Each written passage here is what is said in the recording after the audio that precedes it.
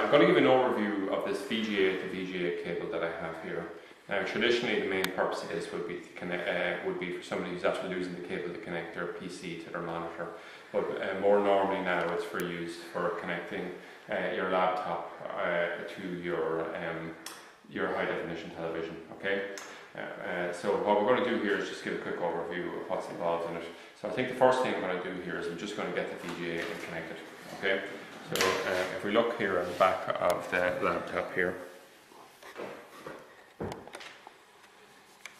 it's 15 pins with the VGA. So we're just going to run this cable around the back of the TV. Now, VGAs are capable of transferring picture but not sound. Okay. So we have it set up here. So we come along here and just come back to the front of the television just to say, when we're going for the input on the front of the television, we'll actually come all the way down here to PC.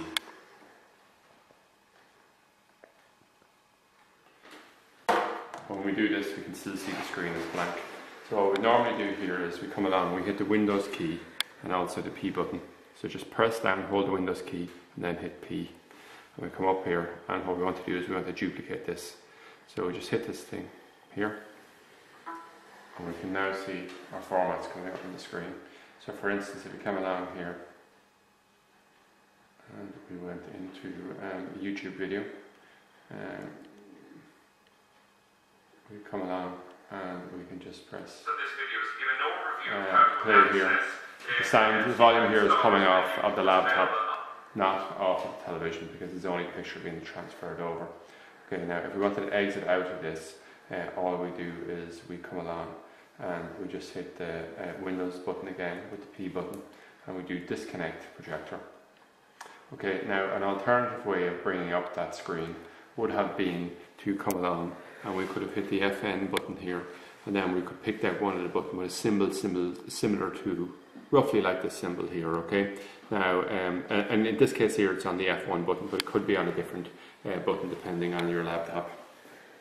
Now, to overcome the problem that you don't have sound, you can try to overcome this by using a 3.5mm audio jack, such as what we have here, and an RCA cable. So what we do is, with this one here, we'll be connecting it in on the side of the thing, and it'll be the symbol that's marked as headphones here. And we'd run this cable around and connect it in, and that would overcome that problem. But you know, a certain amount of setup on it may not always work. But the problem there is that you have a two cable thing.